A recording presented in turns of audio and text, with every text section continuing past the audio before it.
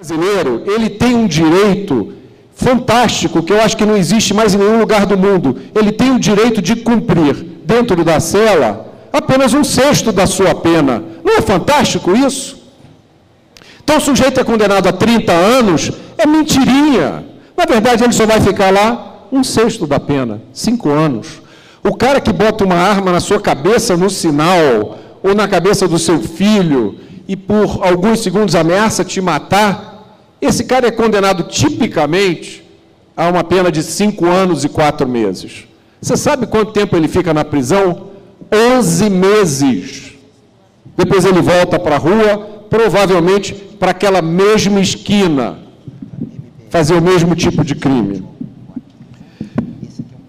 No Brasil existe todo tipo de benefício para quem está preso. Tá? Tem o tal do Bolsa Presidiário. O bandido que está preso, ele recebe 1.000 e tantos reais por mês, pagos com o dinheiro dos seus impostos. Ele tem direito a visitas íntimas, é um nome lindo, né? Visitas íntimas. Ele tem direito a fazer sexo na prisão, às suas custas. Ele tem direito a sair da prisão nos feriados. Você sabe que a Susana Richthofen, que matou o pai e a mãe, saiu da cadeia no Dia dos Pais e no Dia das Mães. Ana Carolina Jatobá, que jogou a enteada de 7 anos da janela do 6º andar. Existe crime mais hediondo do que esse? Ela saiu da cadeia no Dia das Crianças. Os chefes de facções criminosas comandam os crimes de dentro da cadeia. Os ativistas do desencarceramento, tem gente que ganha vida no Brasil defendendo o desencarceramento, dizendo que o Brasil prende demais. É o que os especialistas de direito penal que entendem o problema chamam de fofismo penal. É aquela pessoa que não entende nada, mas acha que o criminoso é um coitadinho, tem que ser amparado. No Rio de Janeiro, hoje, os presos em flagrante, 60% dos criminosos presos em flagrante são soltos em 24 horas, num troço chamado de audiência de custódia, que foi criado pelo Conselho Nacional de Justiça. É uma audiência onde o preso é trazido para o juiz e o juiz pergunta: você está bem? Te trataram bem? Bateram em você? Não se fala da vítima e não se fala do crime. Isso acontece no Brasil inteiro. A outra excrescência que hoje ameaça as nossas vidas é o troço chamado de Estatuto da Criança e do Adolescente, que efetivamente impede que criminosos com menos de 18 anos sejam punidos. Você não pode nem chamar de criminoso. Quando o sujeito com menos de 18 anos comete um crime, por exemplo, aquele crime que foi cometido no Nordeste há pouco tempo, em que uma gangue pegou um casal, violentou a moça grávida, depois decapitou o marido na frente da moça.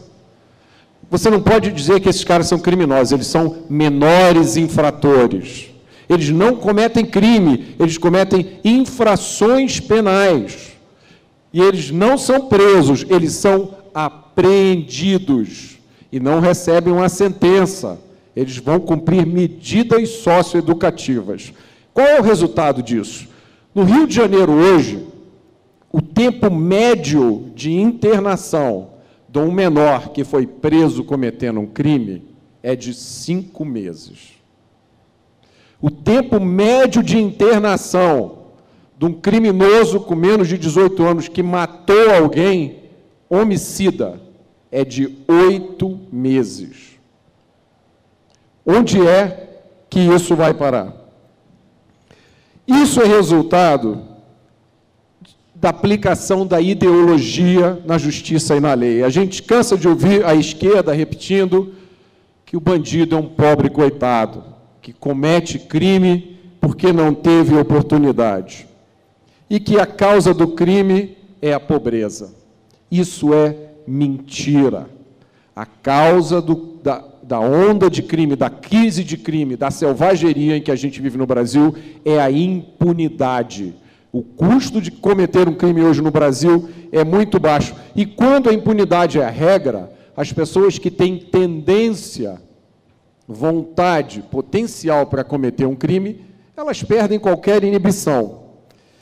Para comprovar que a pobreza não tem nada a ver com crime, basta ir numa favela, ou numa comunidade, como se diz no Rio de Janeiro.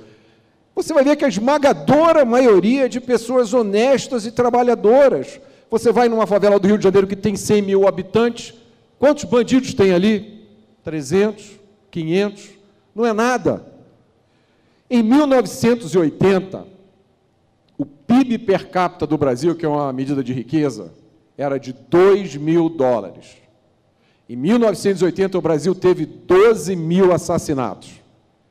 No ano passado, o nosso PIB per capita chegou a 8 mil dólares, ou seja, ficamos 4 vezes mais ricos. Se pobreza causasse crime, o número de homicídios tinha que ter caído para 3 mil. Mas foi de 60 mil. Nós ficamos 4 vezes mais ricos e o número de homicídios foi multiplicado por 5. Por quê? Porque pobreza não tem nada a ver com crime.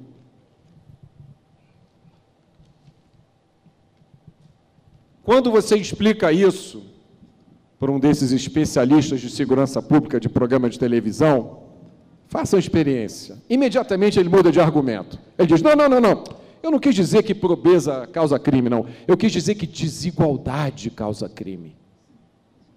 Aí você diz, mas e a Índia, que tem mais de 1 bilhão de habitantes, acho que é o segundo país com maior desigualdade do mundo, e tem 3 assassinatos por 100 mil habitantes. A ideologia contamina a polícia, contamina o Ministério Público e contamina o Judiciário. Eu vou contar 3 casos rápidos aqui. No Ceará, um juiz liberou um criminoso preso em flagrante com um fuzil, depois de trocar tiros com a polícia. Qual foi o argumento do juiz? É que ele queria trazer os indiciados para o convívio social.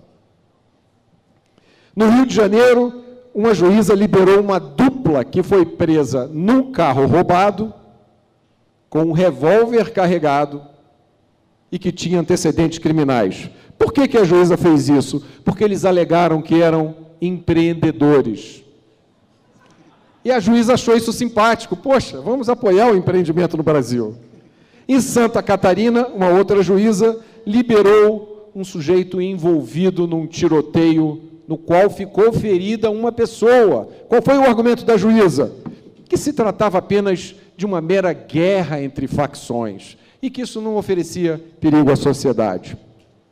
Agora, a coisa mais linda que eu já ouvi nos últimos tempos e que me dá força para estar aqui participando de uma ocasião como essa e levando adiante uma bandeira, foram as palavras do doutor Anginaldo Oliveira, um nome que eu recomendo que vocês guardem no seu coração e não esqueçam nunca. O doutor Anginaldo, ele é defensor público federal e ele foi aos jornais, há umas 2 semanas atrás, defender o retorno de chefes de facções criminosas que estão presos em presídios federais, longe dos estados de origem. Ele defendeu a volta desses chefes de facções para os seus estados, né? Por exemplo, Fernandinho Beiramar deveria voltar para o Rio de Janeiro. Porque, segundo o doutor Anginaldo, esses presos estão em situação de fragilidade e precisam de um abraço amigo. Eu não estou inventando. Vocês podem dar um Google que vocês vão ver. Para vencer a guerra contra o crime, nós precisamos primeiro vencer a guerra contra a ideologia. Crime é escolha. Todo criminoso tem sempre a escolha de não cometer o crime. E ele deve ser responsabilizado por ter escolhido cometer o crime. E ele deve ser punido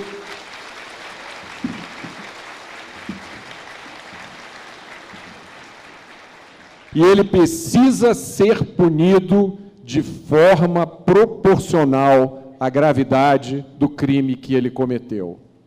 Não existe ressocialização, é a outra palavrinha fake da esquerda.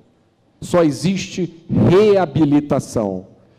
Mas para uma pessoa se reabilitar, ela tem que primeiro se arrepender do crime que cometeu e cumprir a sentença que lhe foi imposta pela sociedade. Muito obrigado, pessoal.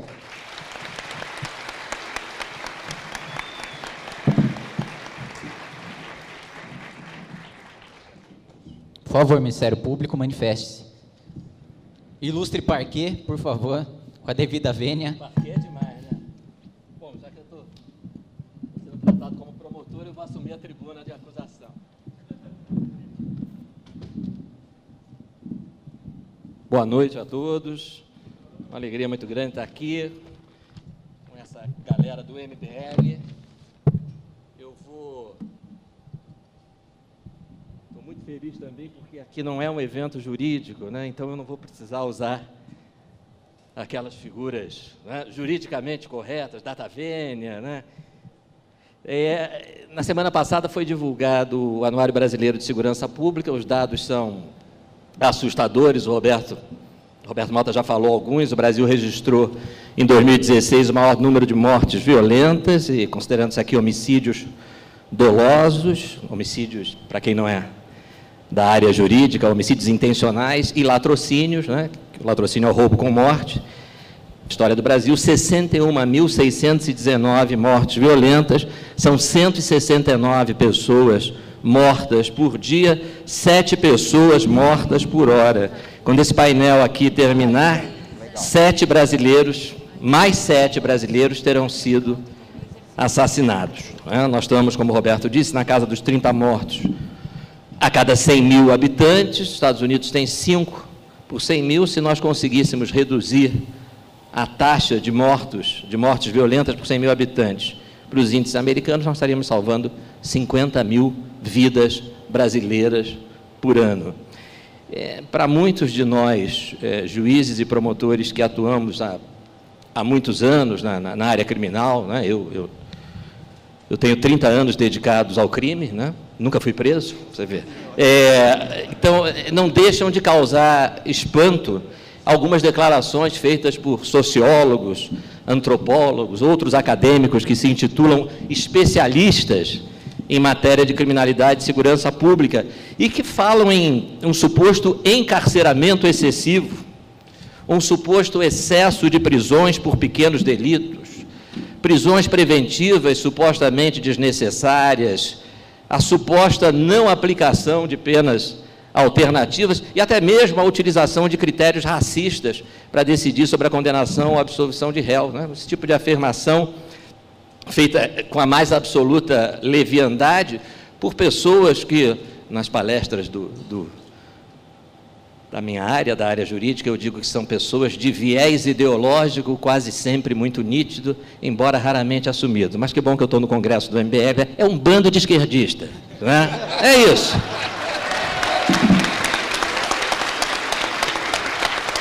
E, geralmente, essas afirmações são feitas com base em pesquisas, por alguma misteriosa razão, nunca são mostradas, né? A experiência da esmagadora maioria dessas pessoas, né? E eu vi aqui na palestra sobre reforma trabalhista o Flávio Rocha, né, falando sobre isso, ou o deputado Rogério Marinho falando, né? Pessoas que não têm nenhuma experiência prática, nenhuma atuação profissional na área a respeito da qual falam, né? Esses especialistas não têm, em geral, nenhuma atuação profissional, seja na polícia, na investigação de crime, seja na justiça criminal, né, nos processos, seja no sistema penitenciário.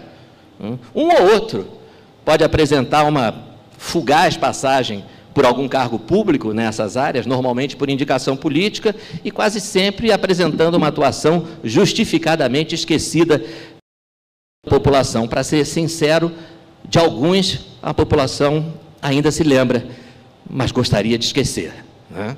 No Rio de Janeiro, por exemplo, uma socióloga que foi chefe do sistema penitenciário no glorioso governo Leonel Brizola, né, que deixou marcas inesquecíveis. Essas são inesquecíveis, todos nós no Rio gostaríamos de esquecê-las, né, na área da segurança pública. Ela disse que o problema do sistema penitenciário no Brasil é que ele era um funil, por cuja larga boca entrariam presos em excesso e do qual poucos teriam oportunidade de sair, se não após, disse ela, um longo tempo de cumprimento de pena. Essa tese também foi sustentada na ocasião por 2 professores universitários, por coincidência todos 3, né, a socióloga e os 2 professores eram ligados ao mesmo partido político, o PSOL, né, vocês conhecem a sigla, quer dizer Partido Socialista dos Ociosos do Leblon, e também todos eles criticaram o encarceramento excessivo. Aí o psolista lá diz assim, a raiz do problema das prisões do Brasil é o encarceramento em massa. Somos um dos países que mais prendem e a taxa só cresce. Na verdade, nós somos um dos países que mais matam e a taxa só cresce. Né? E desses cerca de 61 mil homicídios e latrocínios cometidos por ano, como o Roberto também mencionou, 8% são apurados. 8% de 61 mil homicídios e latrocínios tem o seu autor descoberto pela polícia. Não é 8% são presos, não. 8% a investigação policial consegue chegar a um autor para o Ministério Público poder processar, para eventualmente o Judiciário condenar. Quer dizer, 8% de 61 mil, nós estamos falando de mais de 55 mil crimes por ano, em que o autor do crime, o assassino, o latrocida, não é que ele não seja preso, ele não é sequer incomodado com uma intimação para prestar esclarecimento na delegacia de polícia. Qual é o grau de desconexão com a realidade que o sujeito precisa ter para dizer que um país assim prende em excesso? Ele acha que 55 mil assassinatos impunes por ano é pouco? Ele gostaria que todos os 61 mil ficassem impunes? Os roubos, o Roberto também mencionou esses números, no Rio, o roubo não tem mais apuração nacional, né? Até 2011 faziam apuração de roubos em todo o país, chegou em 2011, chegaram a um total de 1 milhão, pararam de fazer, acho que jogaram a toalha, né? Então, 1 milhão, não, chega, desisto, agora cada estado que apure o seu. Lá no Rio, 2 anos, 2015, 2016, 356.841 roubos registrados, 356 mil. Em quantos a polícia identificou o assaltante? 6.600. 6.600 em 356 mil. Isso dá um índice de apuração de menos de 2%. Agora eu estou falando de roubo registrado. Provavelmente todo mundo nesse auditório conhece alguém que já foi vítima de um roubo e não foi registrar a ocorrência, né? Não foi dar queixa, como se diz. É errado, não pode falar assim, mas aqui não é evento jurídico que se dane, né? Então não foi dar queixa. Então, 2 registrados, o índice de apuração é o quê? 1,80. Isso dá quase 99% de impunidade. Vocês já imaginaram o assaltante convidando o outro para um roubo? Vamos fazer um ganho aí, vamos fazer um assalto aí no banco. Aí o outro pergunta, mas, prezado colega, qual é a estimativa de êxito dessa empreitada? 99%. Estou nessa, meu irmão. 99%, quem é que vai deixar passar? Isso é impunidade, não é encarceramento em massa, repito, isso é impunidade em massa. É a imagem que com muita felicidade, a meu ver, o Felipe Moura Brasil, né, o jornalista que nós conhecemos, ele faz da festa que você organiza, você convida 1.000 pessoas, né, todo mundo, todas as pessoas que você convidou gostam de beber cerveja, aí você compra 40 cervejas para 1.000 pessoas. E aí você guarda as 40 cervejas numa geladeira onde cabem 20 garrafas de cerveja. Não há dúvida que a sua geladeira tem um problema de superlotação, mas isso de forma alguma significa que você comprou cerveja demais. Ao contrário, você precisa comprar muito mais cerveja e precisa também comprar mais geladeira. Não é? É esse o problema do sistema prisional brasileiro. Não é? Nós não prendemos demais. Nós temos, é claro, um problema de superlotação carcerária, mas o que nós precisamos é de mais geladeiras. Desculpe, mais prisões. Eu falei geladeira, alguém pode interpretar mal aí. Bom.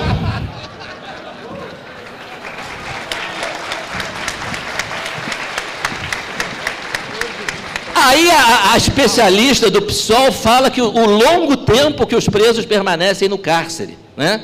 Bom, a Suzana von Richthofen, né? Todo mundo aqui conhece, condenada pela morte dos pais em 2002 a 39 anos de prisão. 2002, 39 anos de prisão. Está na rua no semiaberto desde 2015. Desde 2015, a Suzane, os irmãos Daniel e Christian Cravinhos, que auxiliaram a Suzane nisso que o Alexandre Borges chama de recebimento antecipado da herança, né? Que foi o projeto dela, era esse, né? De antecipação do recebimento da herança. Eles mataram os pais da menina a pauladas e estão no semiaberto, estavam no semiaberto desde 2013. Sendo que no último dia 23 de agosto, o Christian Cravinhos passou para o regime aberto. Você também não vai querer deixar o sujeito no semiaberto por mais de 4 anos, né? Uma crueldade. Então, ele já passou para o regime aberto, né? Um dos assassinos. Essa informação que o Roberto deu para vocês, que os especialistas nunca mencionam, o sujeito que assalta você no sinal, que aponta uma arma para o seu filho, para a sua mãe, para o seu pai, para a sua irmã, né, e leva o automóvel, leva a bolsa, leva a carteira, leva o relógio, ele é condenado a 5 anos e 4 meses, se ele for primário, 4 anos pelo roubo, mais 1/3 de aumento pelo emprego de arma, e cumpre 1/6 em regime fechado. Com 11 meses, ele vai para o semiaberto. Ele tem direito a progredir para o seu... Eu adoro esse verbo, progredir. Não é uma coisa maravilhosa? Progredir. Eu acho, inclusive, que quando escreveram aquele ordem e progresso na nossa bandeira, era nesse progresso que eles estavam pensando, né? O sujeito progride do fechado para o semiaberto e depois progride. Era isso que eles queriam dizer com progresso. O que eles queriam dizer com ordem, eu ainda não descobri, né? E aí é garantida a visita ao lar, a saída do Dia das Mães, a saída do Dia dos Pais, né? São características do regime semiaberto, né? Primeiro, o sujeito passa o dia na rua, supostamente trabalhando, supostamente, porque não há absolutamente nenhuma fiscalização, e volta para a cadeia de noite para pernoitar, né? Uma espécie de hotel. E, além disso, em determinadas datas, como o Roberto mencionou, ele tem direito a tal saída temporária, onde ele sai e nem precisa pernoitar. Ele pode dormir lá, sei lá onde ele vai dormir, né? Dia das Mães, Dia dos Pais, tudo isso é garantido, é considerado direito do sujeito, né? A saída, né, que eu estou dizendo, é que é garantida. A volta, mais ou menos. Na visão, né, obviamente ideologizada, né, é a visão esquerdista, né, de que o ladrão que colocou em risco, naquele assalto à mão armada, né, colocou em risco a sua vida, a vida do seu ente querido, por um tempo que para a pessoa que está ali olhando para aquele cano de revólver é interminável, ele é uma vítima da sociedade capitalista opressora. Não é? É por isso que ele não deveria ser responsável. É isso que a esquerda pensa, que ele não deveria ser responsabilizado pelo crime que cometeu. Não é? Porque ele é vítima do capitalismo opressor. Ele só deveria ser responsabilizado se nós já vivêssemos no Brasil o mesmo paraíso terrestre de fartura e prosperidade implantado pelo socialismo na Coreia do Norte, né? Em Cuba, na Venezuela. Mas no Brasil capitalista, prender esse criminoso é uma injustiça, mantê-lo preso em regime fechado é desumano. Vamos tratar de soltá-lo após 11 meses para que ele volte às ruas para as suas ocupações habituais. Quem são as vítimas dessa violência, né? Prevalentemente são os ricos, né? São as pessoas de classe média alta, né? Nos seus condomínios fechados, com segurança particular armada, né? Circulando em veículo. É claro que não. Né? A maior vítima é o trabalhador, que sai de casa bem cedo para pegar o transporte coletivo rumo ao trabalho, o trabalhador que consegue cursar a sonhada faculdade no turno da noite, porque de dia ele trabalha, mas pede ao professor que, pelo amor de Deus, termine, como me pedem os meus alunos lá não, é para terminar, mas não é só para mim, não, no meu caso é até compreensível, né? O cara não para de falar e tal, mas pedem para todos os professores, né? Porque tem medo, com toda a razão, de serem assaltados no ponto de ônibus. Esses são as maiores vítimas de um legislador leniente, camarada, né, com os criminosos. E também é importante que se diga, né, é importante principalmente nesse momento em que o MBL está levando essa campanha aí de mudança na lei de execução penal, que é uma campanha fundamental, né? O MBL, mais uma vez, merece os nossos parabéns, as nossas homenagens por isso, porque nós temos, em razão de uma jurisprudência, né? Para quem não é da área, jurisprudência são as decisões do tribunal, dos tribunais, interpretando a lei. E o que esses tribunais têm feito com relação à lei de execução penal? Até 2006... nós tínhamos a Lei 8.072 de 90, a Lei dos Crimes Hediondos, que dizia que o sujeito condenado por crime hediondo, latrocínio homicídio qualificado, estupro, etc., não tinha direito à progressão de regime. Não tinha negócio de semiaberto, aberto, ele ia cumprir a pena integralmente em regime fechado. Aí, em 2006, o senhor Oséias de Campos, né, uma criatura adorável, que foi condenado por violentar, hoje seria estuprar, 3 crianças de 6, 7 e 8 anos de idade. Ele foi condenado por esse crime sexual e a pena, porque era hediondo o crime, tinha que ser cumprida em regime integralmente fechado. Ele não se conformou, foi ao Supremo, pedindo um habeas corpus para que a lei fosse declarada inconstitucional e ele pudesse passar para o semiaberto, com 1/6 de cumprimento da pena. E o Supremo, por 6-5, concedeu esse habeas corpus, disse que a lei era inconstitucional, e vão tentar vender para vocês no Congresso essa mesma história de novo, que se você cumpre a pena em regime integralmente fechado, se você proíbe a progressão de regime, isso é inconstitucional porque viola o princípio da individualização da pena. Isso é uma mentira. Vejam só, os critérios para individualizar a pena, para dar a cada réu uma pena que seja adequada para aquele indivíduo, estão no artigo 59 do Código Penal. São os antecedentes, a culpabilidade, a conduta social, a personalidade do agente, os motivos do crime, as circunstâncias do crime, as consequências do crime. Então, se você tem, por exemplo, um latrocínio horroroso, como o caso, que talvez vocês lembrem, do menino João Hélio, morto lá no Rio de Janeiro, os 4 assassinos, a juíza entendeu, os 4 deviam ser condenados, mas cada um merecia uma punição diferente. Então, 25 anos para um, 29 para outro, tudo dentro daquele limite estabelecido pela lei de pena mínima e pena máxima. Cada um vai ter uma pena diferente, mas cada um vai cumprir a sua pena em regime integralmente fechado. Mas o Supremo entende que não, e entende mais. Vejam essa coisa absurda. O voto do ministro, na época ministro, Eros Grau, já aposentado, obrigado, senhor, o cumprimento de pena em regime integralmente fechado viola preceito constitucional, diz o ministro. Por quê? Porque é cruel e desumano.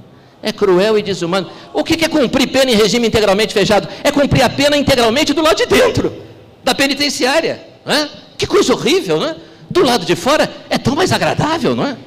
Além de muito mais criativo, porque do lado de dentro o resto do mundo usa, No resto do mundo cumpre-se pena do lado de dentro.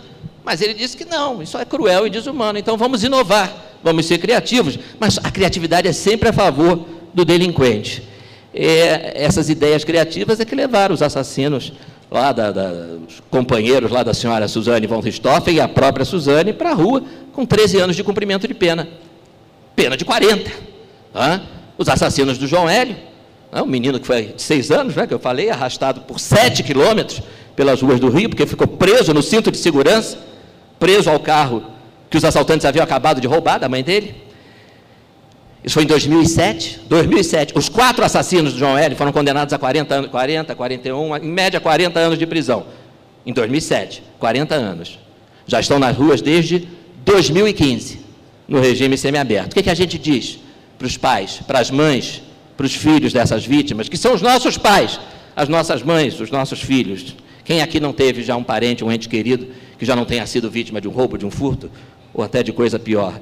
Essa postura leniente, camarada com os criminosos, é fruto de uma visão distorcida e altamente contaminada por um viés ideológico muito nítido, que enxerga no criminoso uma vítima e em nós, vítimas, os culpados. Crime, novamente, como disse o Roberto, crime é escolha. A opção pelo crime é uma questão moral. O senhor Paulo Roberto da Costa escolheu delinquir. Ele não foi pressionado para praticar todos aqueles crimes de corrupção lá na Petrobras. Ele não foi pressionado pela circunstância de ganhar, coitado, um salário de apenas 60 mil reais por mês.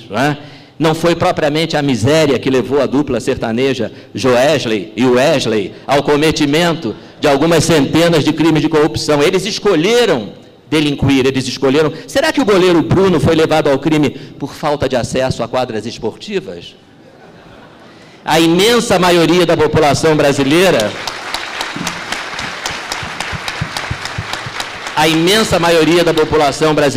escolheu trabalhar honestamente.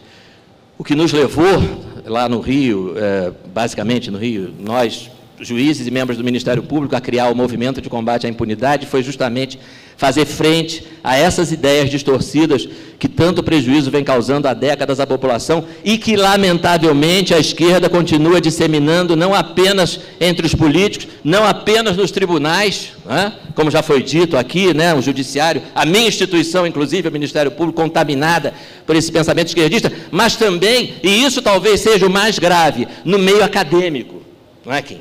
Nas cátedras das faculdades de Direito, das quais sairão os futuros juízes, os futuros advogados e, em grande parte, os futuros legisladores. Essas ideias transformaram o Brasil num campeão mundial de impunidade, seja em crimes de homicídio e latrocínio, seja em roubos e furtos, crimes de trânsito virtualmente impunes, casos espantosos de corrupção, e vai por aí afora. Com 61 mil brasileiros assassinados por ano, já é mais que chegada a hora de nossos tribunais e nossos legisladores pararem de ter piedade dos criminosos e passarem a ter compaixão pelas vítimas. Muito obrigado.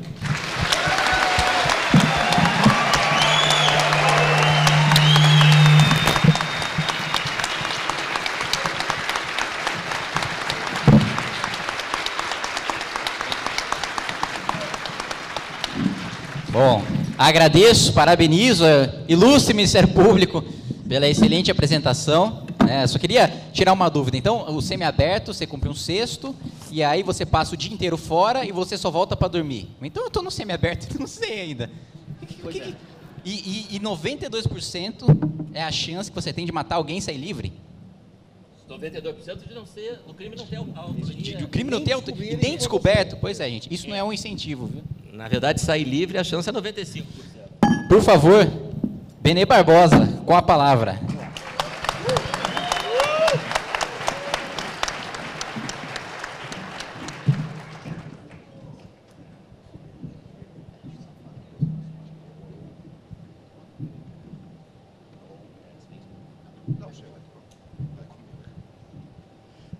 Boa noite a todos.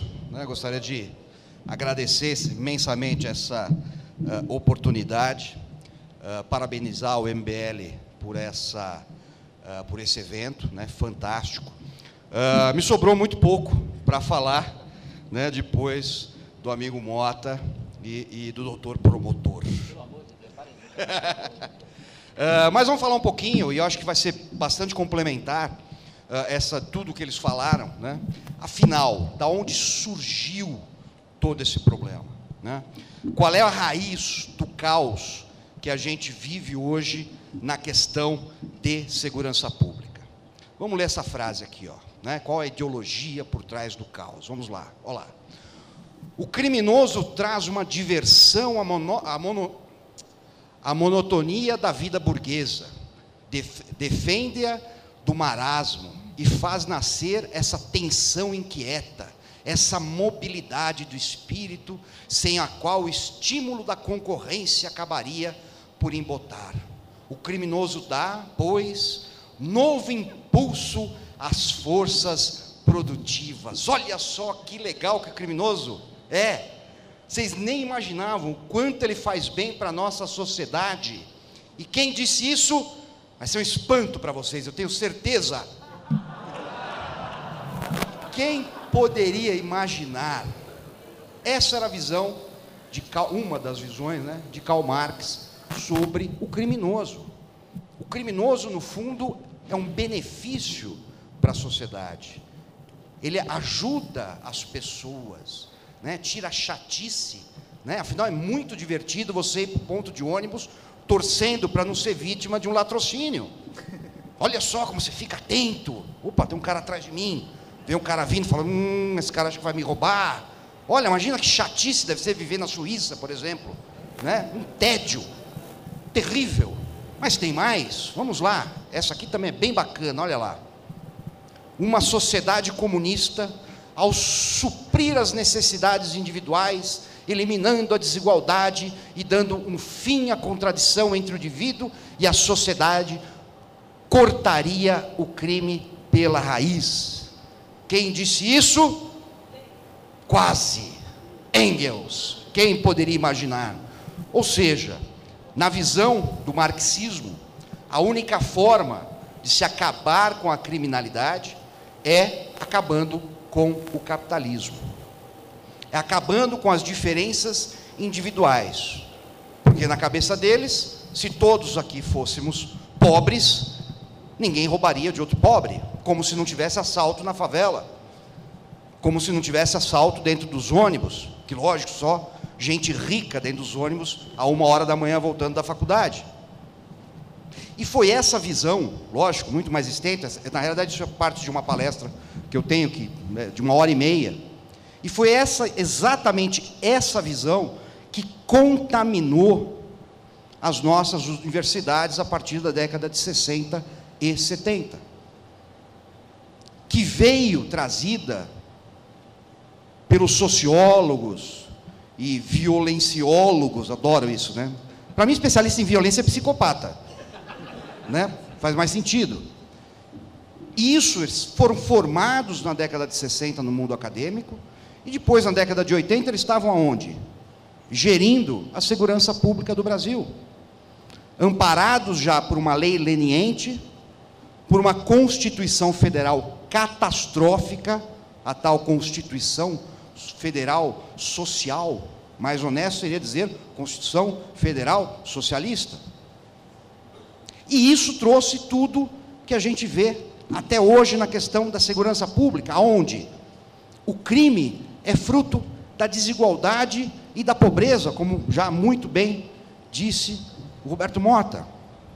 Isso é um absurdo, isso é surreal, isso é mentiroso, e além de tudo, é absurdamente preconceituoso. Se a esquerda vive a nos acusar de sermos preconceituosos, preconceituosos são eles, com uma visão fatalista, aonde apenas o pobre é o cometedor de crimes. Se assim fosse, Brasília seria um paraíso. Não acredito que ali alguém passe fome e tenha problemas de desigualdade social, nem por isso há naquele local honestidade abundante. É a mesma esquerda que depois sai furiosa, gritando histericamente, quando o segurança de um shopping acompanha um grupo de pobres que entrou dentro do shopping. Mas é ela que fala que o problema é a pobreza. Portanto, os pobres têm que ser vigiados, porque são eles os cometedores de crimes no Brasil. Eles são os preconceituosos, eles geram esse preconceito, eles geram esses medos na sociedade. Tudo e único, exclusivamente, para se culpar o malvadão capitalismo. Temos mais. O criminoso é uma vítima da própria sociedade, como também já foi muito bem dito aqui. Ora, se o criminoso é que é a vítima, por que ele tem que ser condenado? Por que ele tem que ser punido? Não, punidos temos que ser nós. Afinal de contas, se ele é um criminoso, nós é que causamos essa ida dele para o crime, como se não fosse um ato pensado, escolhido, refletido e absolutamente consciente. Temos ainda, e na sequência, óbvio, se ele não pode ser condenado, cadeia não é a solução. Não, prender não adianta, o que adianta é deixar solto para ele conviver na sociedade. É surreal você ouvir uma coisa dessa. E aí a gente cai naquela história de não, o que o Brasil precisa é de educação. Isso é outra mentira. Isso não anula a criminalidade numa sociedade. Até porque a gente vê aí criminosos que tiveram acesso à educação como qualquer outra coisa. Diferente do acesso à cultura. E quando eu falo cultura, não é passar a mão em homem pelado no museu. Isso, no máximo, para alguns, pode ser entretenimento. Eu não curto, mas divirtam-se.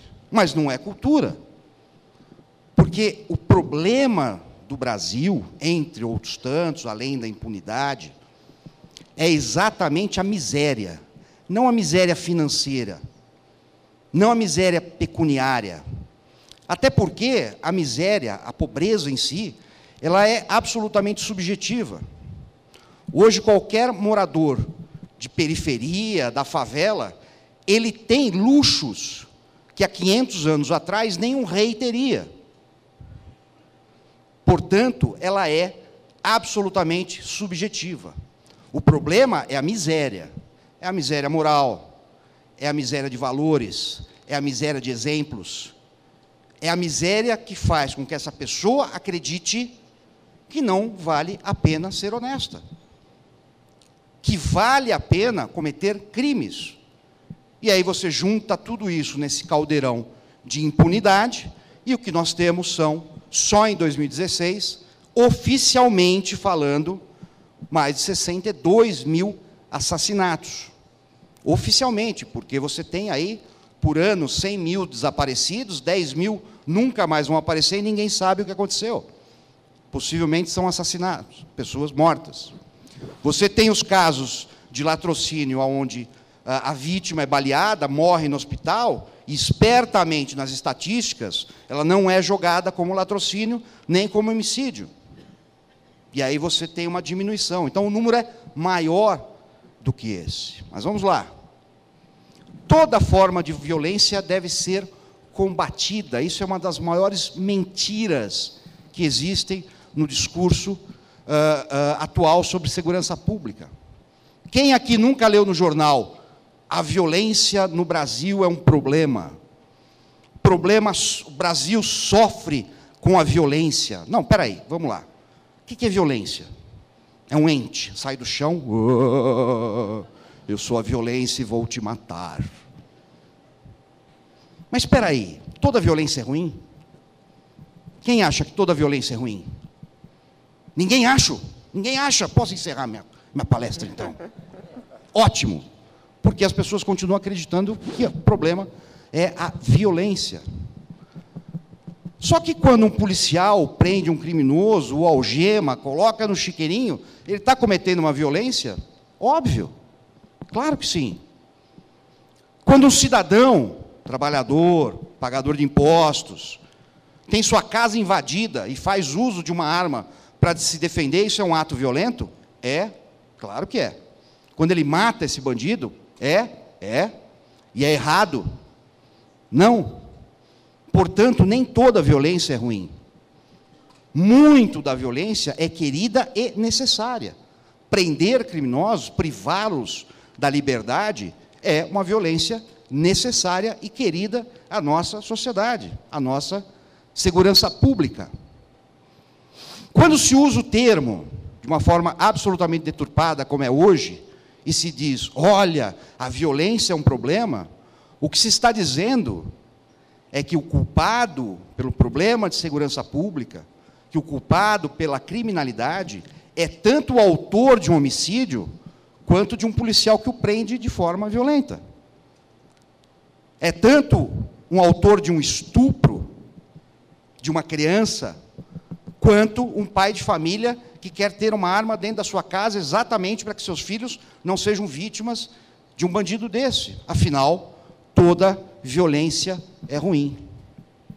E aí entra a minha parte mais específica, que é a questão das armas de fogo.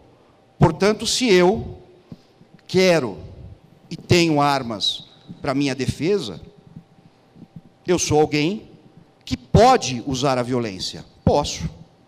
Então, eu também sou culpado por tudo que está errado aí na segurança pública. Essa é a jogada desse pessoal. E aí eles saem com essas histórias, não, você quer ter uma arma porque você acha que você vai solucionar a questão de segurança pública? Não, ninguém falou isso, até porque não é a minha obrigação. O que eu quero e pretendo simplesmente é sobreviver à nossa insegurança pública. Quando está frio, você faz o quê? Tira a roupa. Não. Você faz uma blusa, uma jaqueta, e com isso você vai acabar com o inverno. Não, você vai se proteger do frio. A questão das armas no Brasil é exatamente essa. Ninguém quer acabar com a criminalidade. Ninguém quer fazer justiçamentos. Ninguém quer fazer justiça com as próprias mãos, como comumente somos acusados. Queremos a simples chance de defesa. A simples chance de sobreviver à onda criminal que assola o Brasil. E aí o último ponto, que tudo que é privado é ruim. Privado não pode existir. Tem que ser apenas o coletivo. Temos que preocupar com o coletivo. Quando você quer uma arma, você está pensando apenas em você, e na sua família, e no seu patrimônio, como se isso fosse errado. Como se isso fosse pecado mortal. Portanto, óbvio, né, entram aí as tais campanhas de desarmamento, restrição às armas de fogo, com um único objetivo, que é a criação do monopólio da força na mão do Estado. Algo que qualquer autoritário, qualquer ditador, faz imediatamente quando se vê no poder. Então, hoje, quando o governo fala em controle de armas, o que ele está falando é em controle, e mais nada. A única coisa que ele está preocupado é com controle, controlar você. Você faz ideia o quão forte é a simbologia de convencer alguém a entregar a sua arma para o governo, para o Estado? Quando você convence uma pessoa dessa que isso é o melhor, ele está automaticamente colocando nas mãos do Estado todos os outros bens dele.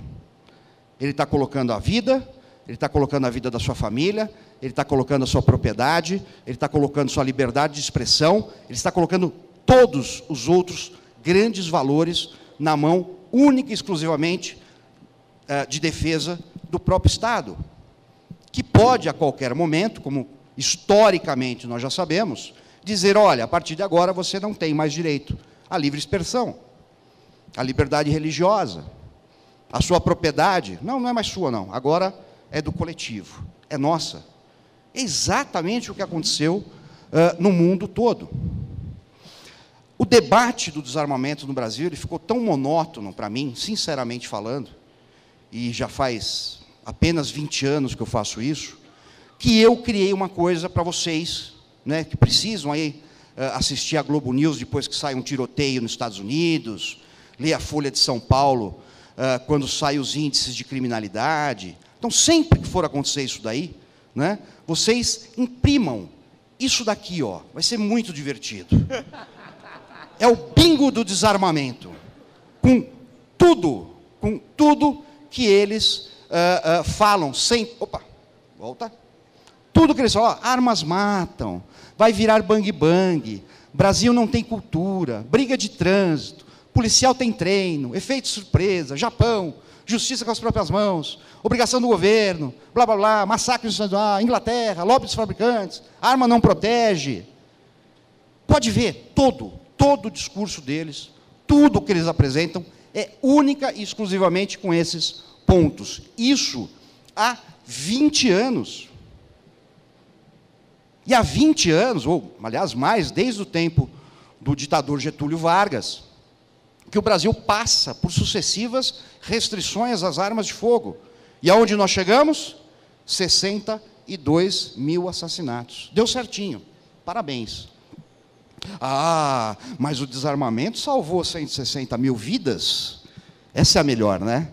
Tipo, Instituto Mãe de Ná, Instituto Mãe de Ná de Pesquisas Não Científicas e Esotéricas.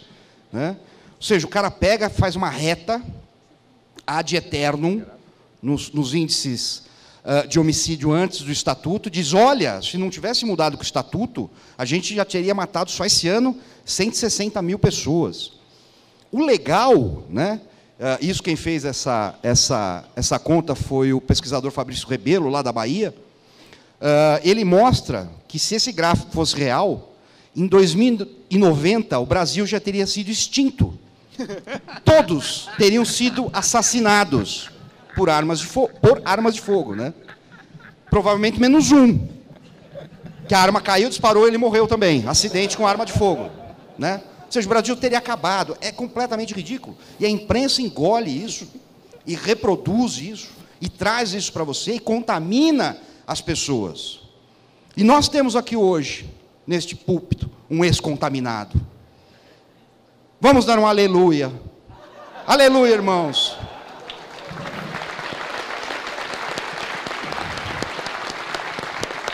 Pouca gente sabe, mas há 3 anos atrás, 3, 4 anos, foi depois do Fórum da Liberdade de 2013, eu e o Mota, a gente se engalfinhou na internet por conta das armas de fogo.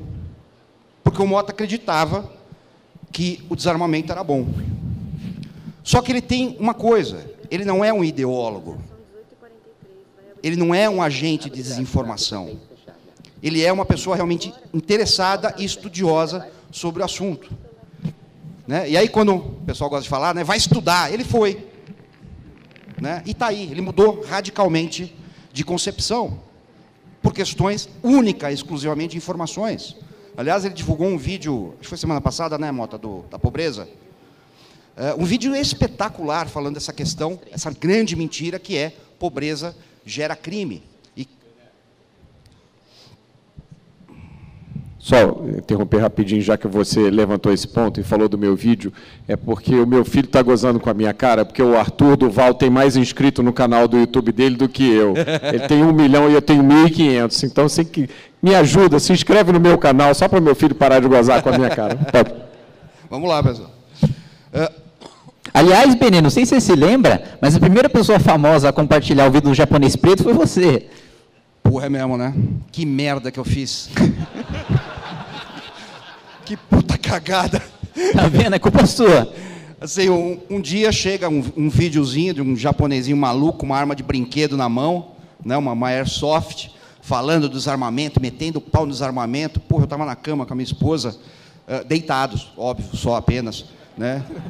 E... tá com o celular, né?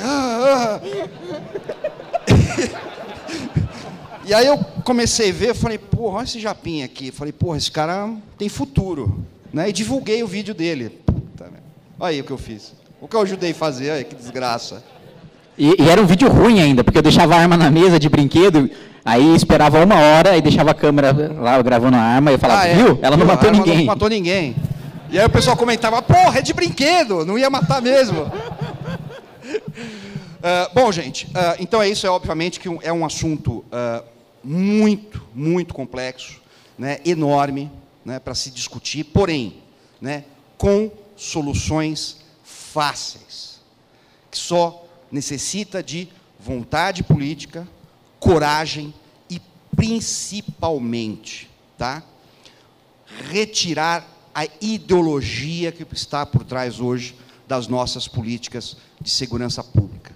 Se fazer uma segurança pública com técnica, né, no mundo real, não em cima de utopias, não em cima de ideias, não em cima do que nunca foi testado, ou pior, o que sempre deu errado no mundo todo. Porque hoje o Brasil faz exatamente isso em segurança pública. Ele repete a mesma fórmula todos os anos, chega no outro ano, ele repete de novo, esperando que um dia essa fórmula vai funcionar. E não vai. E não vai. E o pior de tudo isso, que é um efeito que para mim é muito claro, muito transparente. Uma população com medo, uma população acuada, uma população amedrontada, ela, na busca de um pouco de segurança, ela começa a abrir mão das suas liberdades individuais. Portanto, quando diariamente eu falo sobre armas de fogo, eu não estou falando sobre armas, eu estou falando sobre liberdade. Muito obrigado.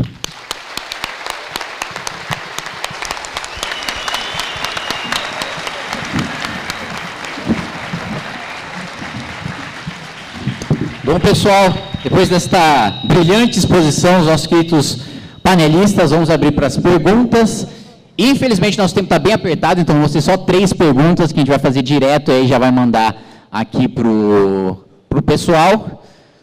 E cadê o nosso Liminha, dessa vez?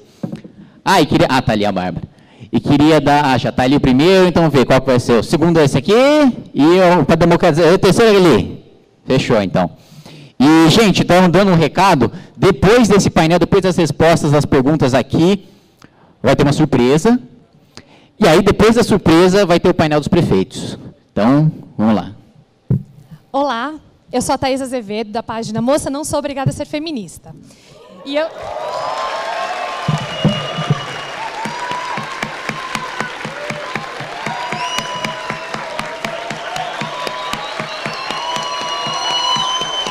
Obrigada, gente, obrigada. E assim, como vocês sabem, esquerdista já não usa a sua capacidade mental. Mulher, então, feminista, usa menos, porque tem menos neurônio. Então, assim, o meu público é muito burro. E uma das coisas que elas mais falam é sobre a violência contra a mulher. E o maldito do feminicídio, né, que é uma das pautas que está bastante em evidência agora. E eu gostaria de saber, principalmente do Benê, quando eu faço uma pesquisa sobre o assunto, não tem nada, na verdade, nenhum dado oficial do governo brasileiro para falar das 59.627 mortes, que é o nosso último dado que a gente tem, sobre as mortes de violência domésticas masculinas. Apesar de terem estudos que falam que são 6% do total de mortes, enfim. Mas as políticas, na verdade, são sempre focadas na mulher, né? Então, eu, como uma igualitária, me recuso a dizer que o problema da violência é a violência contra a mulher, quando nós temos 59 mil pessoas morrendo no Brasil, sendo que 4 mil desses 59 mil, 4 mil alguma coisa, são de mulheres. Como é que vocês, que estão à frente desse discurso, poderiam nos ajudar levantando esses dados? Porque, como a gente sabe, somente 8% do total de crimes são investigados até o final, né? Então, como que a gente pode levantar? O homem é demonizado por elas, né? Então, assim, é uma luta muito grande e a gente não tem dado. Então, a gente acaba usando as estatísticas de fora, tentando rebater o método da luz, que é o método da violência doméstica, enfim. Se vocês puderem me ajudar, eu agradeço.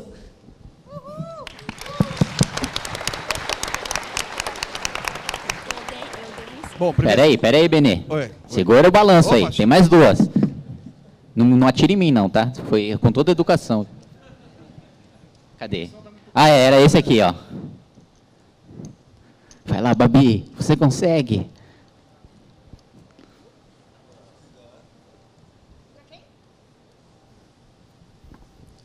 Boa tarde. Não sou tão relevante que nem ela, mas sou grande fã do seu trabalho, Benê. Eu queria saber, eu já li muitas coisas que você... Quer dizer, já li seu livro e já vi muita coisa que você falou. Uma coisa que me deixa mais em dúvida é o seguinte.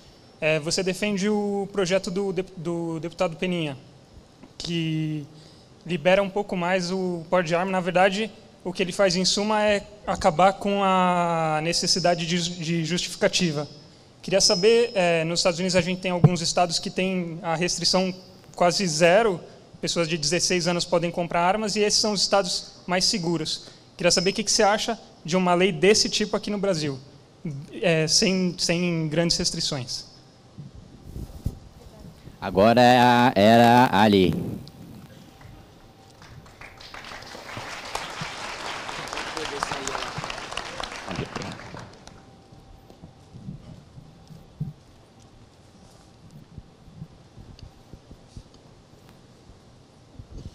Oi, pessoal. Bom, um dos argumentos usados pela esquerda em relação a esse suposto superencarceramento e tal, é que a cadeia estaria cheia de pessoas que cometeram crimes menores, o cara que foi pego fumando maconha, ou o cara que cometeu um furto pela primeira vez. Eu queria saber como é que vocês respondem a esse tipo de argumento, que é bastante repetido por aí.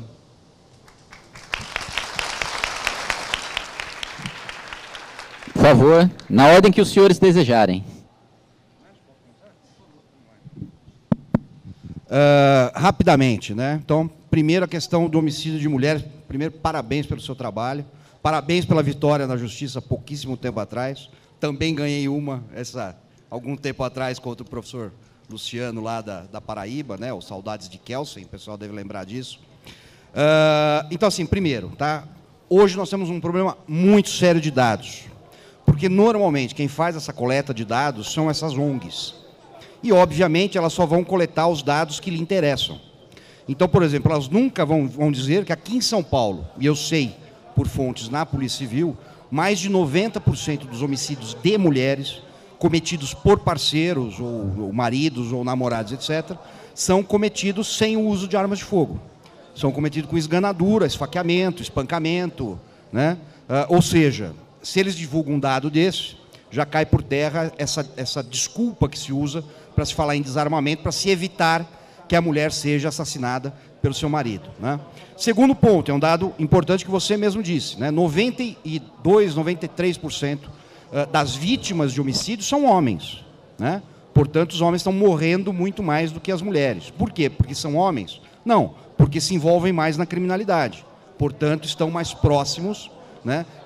Têm mais chance de serem vítimas disso, independente de sexo, independente de cor, independente de estado civil, independente de grau de escolaridade, nada. É o simples proximidade com o mundo criminal. Então, realmente, a gente tem um problema muito sério. Da mesma forma que a maioria esmagadora dos homicidas são homens e não mulheres, né? Pelos mesmos motivos.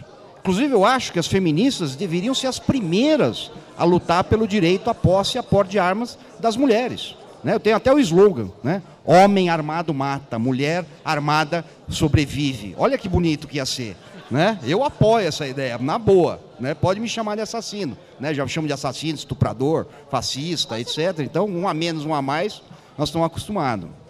Rapidamente aqui, né? Nossa legislação está sendo discutida hoje, que o principal projeto é o 3722 do deputado Rogério Peninha. Ainda é um projeto bastante restritivo, portanto, né, aquela historinha que a imprensa vem dizendo que vai liberar para todo mundo é mentirosa, é simplesmente mentirosa. É um projeto que ainda você vai ter que passar por uma série de testes, apresentar uma série de certidões, etc, etc. Porém, é o possível para esse momento. Qualquer coisa mais, entre aspas, radical do que isso, não teria a mínima chance de avançar no Congresso. E a gente tem que trabalhar com o real. Até porque foi o que eles fizeram durante 40 anos, né, com pequenas restrições,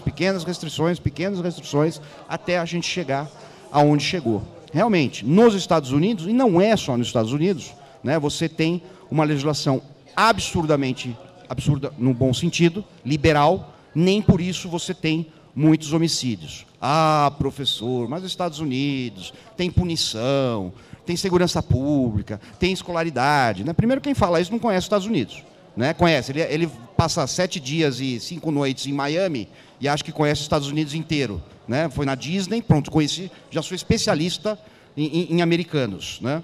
É uma grande bobagem. Lá você tem desigualdades, você tem problemas, você tem pobreza, né? E muito menos homicídios. Ah, mas assim mesmo, tá bom. Então vamos falar aqui do Paraguai, né? Alguém duvida que é fácil você adquirir uma arma de fogo no Paraguai? Né? Isso já virou até uma questão notória, né, no Brasil, já virou uma característica. Vai para o Paraguai e compra uma arma, porque é quase isso mesmo, né? E o Paraguai tem um IDH menor que o brasileiro, tem 32% da sua população abaixo da linha de pobreza, tem um alto índice de analfabetismo, baixíssima escolaridade, né? Quase toda a sua economia é baseada na economia informal e tem simplesmente a terceira menor taxa de homicídios da América do Sul, só perdendo para o Chile e para o Uruguai.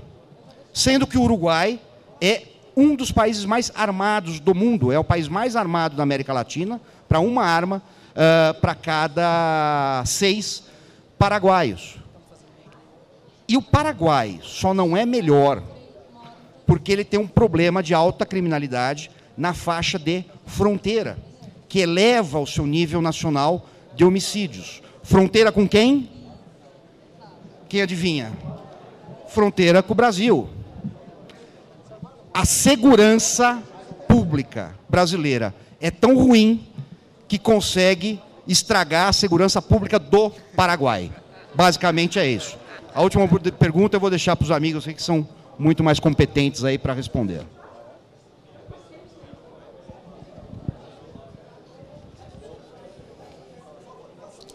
Eu queria responder especialmente a pergunta sobre o feminicídio, porque, como o Bené falou, eu comecei nessa... Né, idosocídio, carequicídio, por que não? Eu comecei nessa minha carreira de entusiasta por segurança pública, eu não sou especialista, né, eu sou amador, especialista aqui são eles, me perguntando por que essas coisas acontecem no Brasil. E, se vocês repararem, uma das principais bandeiras da esquerda é a luta contra a desigualdade. Tá? E a esquerda não faz outra coisa senão promover a desigualdade. Então, essa categoria merece um tratamento especial, aquela outra merece um tratamento especial. Né? A vida humana é o bem mais precioso que nós temos. A nossa vida, a vida de um de nós, vale tanto quanto a vida do outro. Essa é a coisa mais básica. Por que a vida de alguém que veste camisa vermelha vale mais do que a vida de alguém que veste camisa azul? A igualdade perante a lei é a coisa mais básica para o funcionamento da nossa sociedade. Como é que você pode combater privilégios de um lado e defender do outro? A nossa lei penal hoje é absurdamente ineficaz. A raiz do problema está nisso, e ela é ineficaz por razões que o Bené esclareceu, porque tem uma raiz ideológica nisso. Você não vai resolver nenhum problema criando uma lei para tratar de forma diferente os assassinatos de mulheres, de crianças e de idosos, porque essa lei vai nascer no mesmo contexto ideologizado e ineficiente do Brasil. É isso que a gente tem que combater. Não tem outro caminho. Os absurdos hoje do Brasil são tão gritantes, a gente poderia passar aqui a noite inteira contando histórias de horror. A gente, quando estuda esse assunto, tem dias que eu não sei o que fazer, porque é tanta coisa que você descobre, né? A história da universitária, lá de Brasília, Maria Cláudia, o nome dela, ela foi morta pelo caseiro que trabalhava na casa dos pais, com a ajuda da mulher. O caseiro e a mulher ajudou o caseiro a estuprar a menina, matou a menina e enterrou o corpo debaixo de uma escada que ficava na sala de jantar da família. Então, a família ficou meses procurando a filha desaparecida, a filha estava morta e enterrada debaixo da sala de jantar. E tinha uma mulher envolvida nesse crime.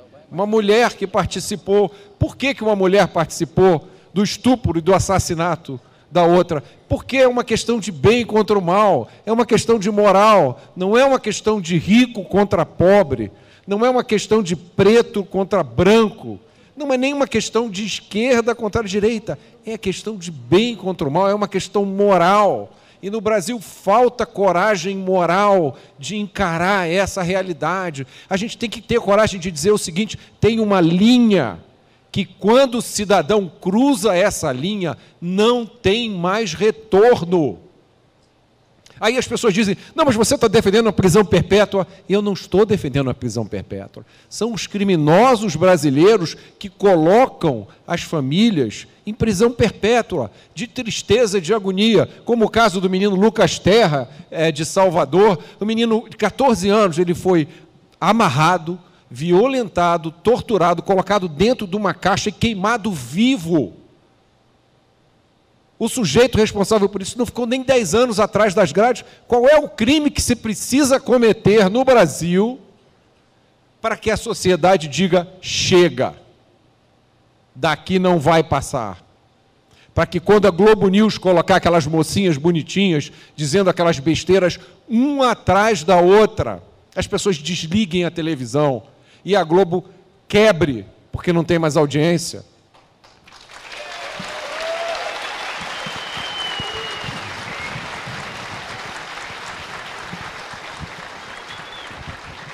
Olha, respondendo à pergunta da colega ali, eu digo para os meus alunos lá na faculdade que eu sou tão antigo que eu sou do tempo que a Constituição dizia que todos são iguais perante a lei, né? Nós temos uma lei que é a Lei Maria da Penha, né? E por essa lei,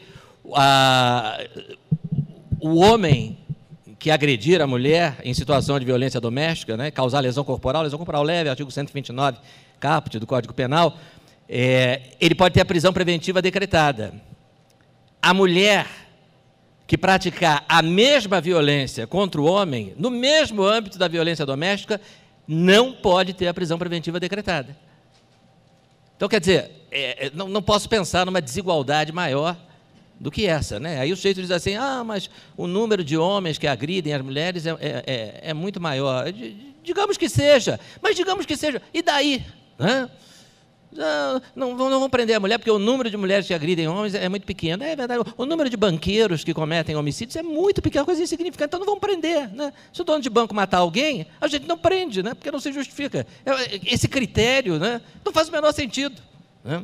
É justo que uma mulher que agride um homem, né, não tenha a sua prisão preventiva, não possa ter a sua prisão preventiva decretada, se o homem que pratica contra ela o mesmo tipo de agressão pode ter essa prisão, né, se for o caso de prisão preventiva. Então, me parece que é uma absoluta, e eu sustento isso, eu sustento que a Lei Maria da Penha, nesse aspecto, é inconstitucional, né? Ela viola o princípio da igualdade, que é um princípio muito caro a todos nós, né? Pelo menos a todos nós que acreditamos na liberdade. A pergunta sobre a arma, evidentemente, do lado do Benê, não vou falar absolutamente nada, né? Quem sou eu? Mas a pergunta que foi feita sobre penas alternativas, uma dessas moças bonitinhas que se dizem especialistas em segurança pública, ela está na mídia dia sim, dia não, né? E ela disse, ela cometeu recentemente a seguinte afirmação, né? Ela cometeu a seguinte afirmação, numa entrevista para o jornal lá do Rio, jornal O Dia. As prisões brasileiras estão lotadas, ela usou essa expressão, as prisões brasileiras estão lotadas de pessoas que não precisariam estar presas, que poderiam receber penas alternativas. Pena alternativa, cesta básica, prestação de serviço à comunidade, multa, etc. Esse é o perfil dos presos no Brasil, informação do Ministério da Justiça. 25% roubo, 1/4. Roubo, não é furto não, roubo. Furto é sem violência, sem ameaça. Roubo, na esmagadora maioria dos casos, roubo à mão armada. 25%, tá bom? Cesta básica para isso? O que vocês acham? Né? Você aponta um fuzil, uma pistola para você e paga uma cesta básica, uma coisa assim. 3% latrocínio, que é roubo com morte. Vai vendo aí, 28%, somando assaltante com assaltante latrocida. 13% furto. Mas furto não tem violência nem grave ameaça. Mas réu primário condenado por furto não vai preso no Brasil. Aliás, nem condenado ele é. Ele tem direito a uma coisa maravilhosa chamada suspensão condicional do processo. Ele sequer vai a julgamento da primeira vez que ele é pego furtando. Então, quem está preso por furto simples é porque é reincidente. Também não vamos prender o sujeito da segunda vez que ele furtar? Só da terceira? A partir da terceira ele pode ser preso e tem direito à música no Fantástico? É isso? Então, não sei. 28% dos presos estão lá por tráfico. Não é posse para uso próprio, que não tem pena de prisão há anos. E a esquerda continua dizendo, os usuários... Não tem pena de prisão para usuário. Desde a reforma da lei de tóxicos há mais de 5, 6 anos. Então, quem está preso... mas tráfico é um crime que não tem violência, né? Sim, não tem violência na definição do crime. Mas eu não preciso dizer para ninguém aqui que a imensa maioria dos traficantes faz parte de organizações criminosas extremamente perigosas e muito bem armadas. Ou será que está cheio de traficante freelancer aí? Traficante freelancer, eu costumo dizer, dura um dia. Eu vou vender aqui cocaína, mas não vou fazer parte nem da ADA, nem do terceiro comando, o daqui, como é que chama? PCC, nem do PCC. Eu vou, aí o cara da facção vai dizer, não, claro, seja bem-vindo, viva livre, eu sou um liberal. É um empreendedor. Então, olha só, gente, 28 de tráfico, 25 de roubo, 13 de furto, eu já cheguei a quanto? 69% dos presos têm esse perfil. Eu cheguei em 69%. E ainda não falei dos condenados por homicídio, que são mais 10%, dos receptadores, dos condenados por formação de quadrilha ou bando. Então, quer dizer, essa cidadã não faz a menor ideia do que está dizendo. As cadeias estão lotadas de criminosos. O que tem de pena alternativa no Brasil é um negócio que vocês não imaginam. Nós temos 1.050 crimes previstos em todas as leis penais somadas. Um cidadão teve a paciência de fazer essa pesquisa. Sabe em quantos desses o juiz tem que condenar a pena de prisão em regime fechado, desses 1.050? 28. Então, se quiser mais pena alternativa, é cesta básica para homicídio, né? E prestação de serviço à comunidade para latrocínio. Só se for isso. Tá? É isso que eu queria dizer. Obrigado.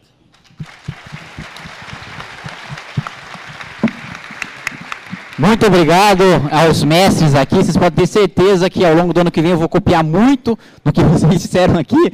Obrigado por nos iluminar com o seu conhecimento, Ilustre Ministério Público, Benê, Mota.